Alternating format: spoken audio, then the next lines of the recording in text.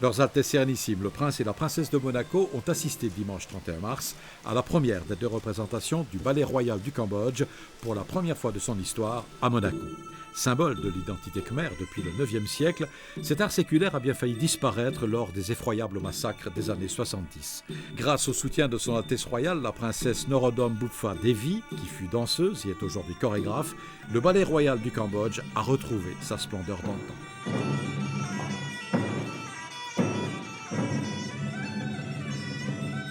Aujourd'hui, dans la vie quotidienne, que représentent ces arts sacrés essentiellement au Cambodge?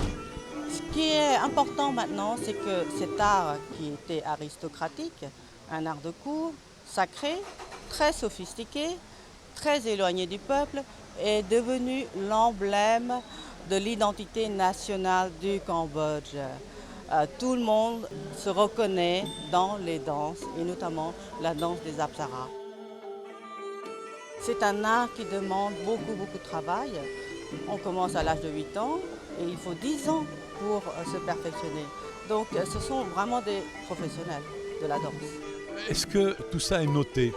La musique, elle s'est transmise d'une façon orale essentiellement, et la danse? Rien n'est noté et c'est très bien parce que c'est un art révélé et il faut que la transmission se passe de maître à élève.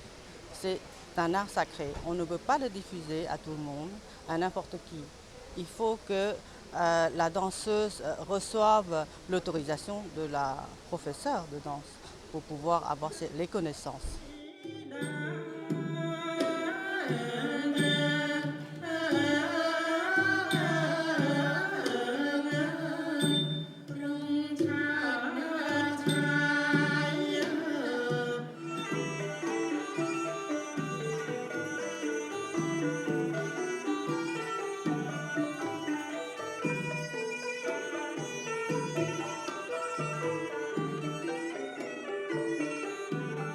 On est là dans un autre temps, on est dans un univers, je dirais presque de poésie pure, et que ce soit le mouvement, que ce soit la musique, il y a une sorte d'unité qui est très, très sensible et qui touche tout de suite parce qu'il faut se laisser entrer bien sûr dedans, mais c'est tellement loin de notre culture que là c'est vraiment à la fois une surprise et à la fois une vraie joie.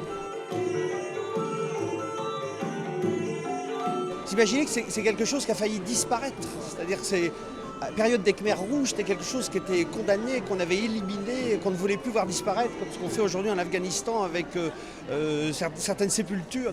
Et tout d'un coup, une princesse fait revivre tout ça, elle le remet en vie, elle le rappelle à sa culture comment les choses ont existé, pourquoi elles sont là.